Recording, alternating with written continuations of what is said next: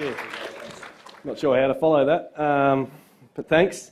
Thanks for having me. Gave away a bit of my story there, but I'll share with you a little bit today about 19-year-old Simon and touch a little bit more on that story. But also I'll talk to you a little bit about the tightest man that I've ever seen in my life and the reason why I guess I find myself here today. And then I'll tell you a little bit about my solution and the journey so far, and then what I'm aiming to do and where we're at the moment. So I guess when I was 19, I was living in Adelaide. My car blew up and I used my rent money to fix it because I needed the car for the job. And so I was sleeping in my car for about 4 months, and a mate used to drive past in his truck every morning and toot, wake me up. I'd drive to the local caravan park, sneak over the back fence and have a shower, and then get myself off to work, and did that for about 4 months until I saved up enough rent money and bond to get back into another place. And I didn't think of myself as homeless. I guess definition I was, but I was 19, I was fairly cocky. I did have a job. If I didn't have a job or the car though, life could have been very different for me.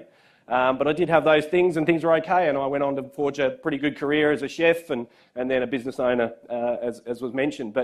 And then I guess it's 18 months ago now, I found myself walking down one of those trendy coffee streets in Melbourne, in St Kilda, and there was a brand new Bank of Melbourne, and it was a Saturday. It was a pretty grey day, and there was a bright white doona or quilt in the doorway of this Bank of Melbourne, and it was really, really white, like it had just come out of the bag, and it just looked really strange, and people were stepping over it and walking around it, and I just thought, I don't know, it's just out of place. And so I walked up and stopped and looked in, and there was a guy curled up in it having a sleep on the concrete floor. And we've all seen homeless people before, and for whatever reason on this particular day I stopped for this guy and just had a chat, and I just sort of asked him, what's happening and what can I do? I remember just him telling me a little bit about his story and just thinking, this is the tightest man I've ever seen in my life. I describe it that I was looking into his eyes and he was tied to his core. That's how tired he was, and it really affected me. And he said to me, and the thing that struck me was that most of his day was looking for a safe place to be for the night. It wasn't about getting food, it wasn't about getting money. It's where am I going to stay tonight that I'm going to be safe and I can look after what I have left. And he said, so you tend to stay awake at night because people have a go at you. You've got to have your wits about you. So he said it's much safer to sleep during the day in a busy cafe street and let us walk all over them. That gutted me. Really affected me. I went home and I told my family what had happened, and I'm not much of a crier, but I did have a fair bit of a sook about it as I was telling the story. And I've got kids, and my twin boys said to me, well, Dad, you better do something about it, as kids do. So no pressure. It was fine. Sure, I will. So I started to research. I come from an operations background in my corporate life, and so it's very much about making things more efficient, more profitable, systems, processes, that sort of thing. So I tried to use that skill set. So I went undercover as a homeless person. I went into some shelters just to see what it was like, what was involved, why weren't more people staying in them, or why couldn't they, those sorts of things. And I remember one night, I never slept in one shelter. I went to a few, but I never slept. But there was one where there was like 100 mattresses on the floor, and we all just piled in, and you just get allocated a spot and laid down. And there was a guy that clearly had done this before. As soon as his head hit the pillow, he was out like a light. But the weird thing was there was fights going on all around us and that sort of stuff. But people were taking the shoes off his feet and going through his bags while he was asleep. And just it came back to that safe sleeps, and that's the thing that really got me and really struck me. And I thought, okay, I originally thought, I'm not going to start my own charity, it's crazy. I'll help somebody else, or I'll throw some money into helping and supporting somebody else. But then a business term, I found a gap in the market, I suppose, where there just wasn't enough of this safe sleeps. So I thought I'd look into that a little bit further, and I looked all over the world for different things and couldn't really find anything. And so then I sort of thought, okay, so my problem that I'm going to solve is this safe sleep, getting people off the street. I don't want to see that anymore. And so I came up with an idea that I thought might work, and then I thought, now I've got to put my business brain back on. I've got to think, how can I make it sustainable?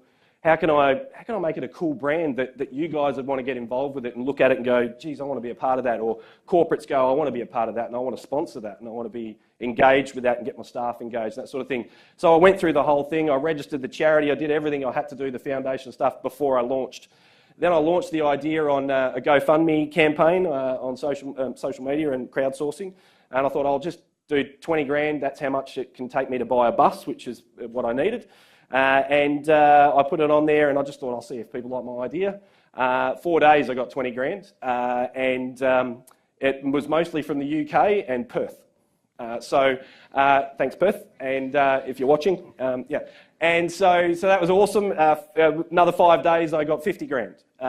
We're currently 4 or 5 months in now, up to 115,000. So that's enough to pay for my first bus, fit it out, and start my pilot program, which I'm about to do in about 3 weeks' time. So I'll tell you a little bit about Sleep Bus now. So Sleep Bus, I basically buy second-hand buses and convert them into mobile homeless shelters. So if you've ever seen a Japanese pod hotel, it's like that on wheels. And so taking all the seats out. So in the bus we have 22 sleep pods, single bed size. They have a lockable roller door so they can feel nice and safe. Inside the pod though, they have memory foam mattresses. They have Tontine pillows and Sheraton sheets at the moment, so all been donated by Tontine, so very comfy. They have air conditioning and heating. They have USB charging for their phones. They have lights. They have an intercom. And they also have free-to-air digital TV. Now, the free-to-air digital TV is quite strategic, I suppose. One thing, it's the calm people down as they get into their pod for the first time, watch a bit of TV. Also connection, what have I missed out on in the world? Rather than a DVD that just rolls on a loop and a movie you don't want to watch. Maybe catch up on Home and Away or what's happened in the news or whatever it might be. But it also might be that trigger that, you know what, I remember laying in bed watching TV when I had a place and my life was a little bit better. Maybe I want to get back to that and I'll do everything I can. So that was the idea of that. There's also an auxiliary channel on the TV as well. So that runs a loop of ads of all the services that are available to this person to get themselves out of their situation. So Sleep Bus, my idea was not to shove anything down anybody's throat. If you want help, there it is on the screen. If you want to go get it, that's fine. But there's no restrictions to coming on Sleep Bus. There's no, you must do A, B, C to be able to get a night here, that sort of thing. The idea was that a lot of places have a lot of rules. So I thought I'd take away all those rules, and I only have one, which is quiet enjoyment. As long as you can come onto the bus and, I guess, for lack of a better term, hold your shit together for the night and keep quiet and let everybody else enjoy a good night's sleep while you're on. I don't care if you're on drugs, drunk, got any sort of twitches or any sort of issues, we'll take care of it. There's no judgment, got a safe bed, you can lock it, you're all good.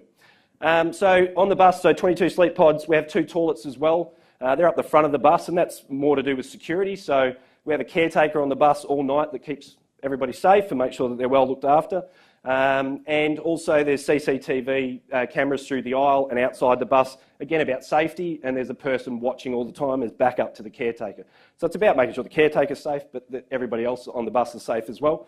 And then I guess I found with a lot of homeless people, and you would have seen yourself, a lot have companion animals these days, so which is really good for their mental health. But a traditional shelter, you can't take your pets in, and they won't give them up to go into a shelter, so they'll stay on the street and keep their pet. So I've got pet pods underneath the bus as well, so we can look after their pets. The pets have, we've got 8 pet kennels underneath the bus, slides out, we can put all the pets in. I've teamed up with another charity that will look after the pets, vet care, food, clothing, anything the pet needs. Geekily or not, I don't know. The pet kennels also have heating and air conditioning. They also have video camera surveillance for the owner, and there's also an intercom between the pet and the owner as well. So, yeah, it's all cute, but it comes back to safety again. I don't want people coming out of the bus and having to go and sort out their animal. They can just do it from the safety of the bus and not have to go outside once they're in and safe. So that was the idea of that. But it gets all the pet people in, which is really cool. So that's good.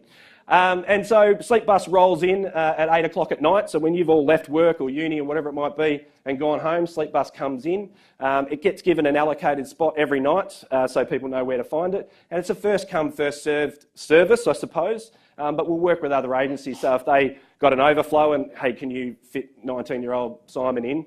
Yeah, sure, I'll save a pod for him, sort of thing. But the idea is that it's first come, first served. And it's all about scale. As long as I can get the scale, I can give everybody a bed, and that's the idea.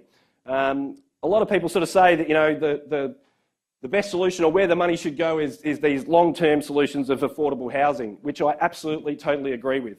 Unfortunately, these long-term solutions take a bloody long time to happen. So in the meantime, there's still people sleeping on the street, and I can't stand that anymore. So that's why I've given myself a fairly aggressive goal of 319 buses within 6 years, and I'll get it done.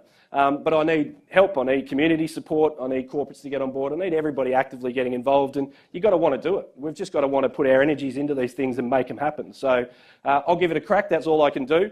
And I guess for me, one of the things I remember somebody picking up that I said one day was that, you know, I always wondered why somebody didn't do something about people sleeping on the street, and then I realised I am somebody.